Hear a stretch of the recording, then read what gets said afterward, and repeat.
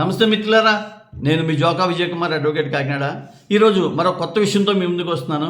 ఏంటంటే నేను చెప్పే విషయాన్ని కోర్టు పరంగా బాధితులందరికీ కూడా మీరు షేర్ చేస్తారని చెప్పేసి, తద్వారా వాళ్ళు లబ్ధి పొందారనే ఉద్దేశంతో మీకు వీడియోలు చేస్తున్నాను. ఏంటంటే ఏదైనా మనోవర్తి కేసు కానీ, గృహహింస చట్టం కేసు కానీ, అంటే ఆడవాళ్ళు వేస్తూ ఉంటారు ఈ రెండు, అలాగే చెక్ బౌన్స్ కేసు. ఈ కేసుల్లో మనం ముద్దాయిలకి సమ్మన్లు పంపుతూ ఉంటాం. ఆ సమ్మన్లు పంపించేటప్పుడు అవతల వాళ్ళు ఏం చేస్తారంటే అక్కడ పోస్ట్ మ్యాన్ మేనేజ్ చేసి కానీ, లేకపోతే ఈ కోర్టు నుంచి సమ్మన్ తీసుకొచ్చిన కోర్టు అమీనాని కానీ మేనేజ్ చేసి ఇంట్లో లేమని కానీ, డోర్ లాక్ అని కానీ, వేరే ఊళ్ళో ఉన్నారని కానీ రాయించుకుని తిరిగి దానివల్ల ఏం చేస్తారంటే కోర్టు వారు మళ్ళీ బ్యాట వేస్తూ ఉంటారు. అలాగా మనకి అలా నెలలో జరుగుతూ ఉంటాయి.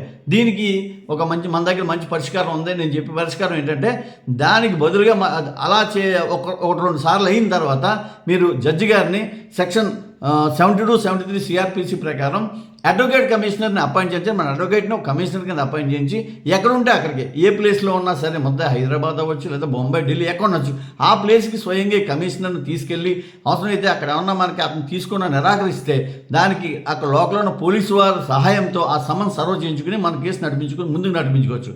అలాగే సివిల్ కేసులు ఉంటాయి.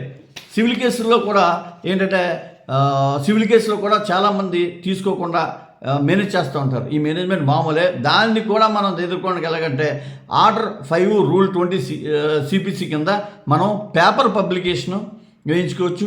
అలాగే కమిషనర్ని అప్పించుకోవచ్చు. పేపర్ పబ్లికేషన్ ఎలాగంటే మనం పేపర్లో ఏ రోజు వాయిదా ఉంటే ఆ రోజు ఎలాగ పలానా వారిని కోర్టుకు రమ్మని చెప్పేసి కోర్టు వారు ఆదేశించారు, ఆ రోజు మీరు వచ్చి మీ వాదన తెలియపరచుకోవాలని చెప్పేసి పేపర్లో పబ్లికేషన్ వేస్తారు. ఆ రోజు వాళ్ళు రాకపోతే ఆపోజిట్ మనకి ఎక్స్పర్ట్ ఇచ్చేసి ఖచ్చితంగా మన ఫేవర్గా ఆర్డర్ పాస్ చేస్తారు. కాబట్టి ఇటువంటి ఇంకా మంచి విషయాలు మీతో షేర్ చేసుకోవాలంటే ఖచ్చితంగా నా నెంబర్ మీకుంది. మీకు ఏమైనా సలహా కావాల్సి సరే నేను డిస్ప్లే మీద నా నెంబర్ ఇస్తున్నాను. మీరు ఎనీ టైం కాంటాక్ట్ చేస్తూ ఉంటాను. నమస్తే, మీ జోకా విజయ్ కుమార్.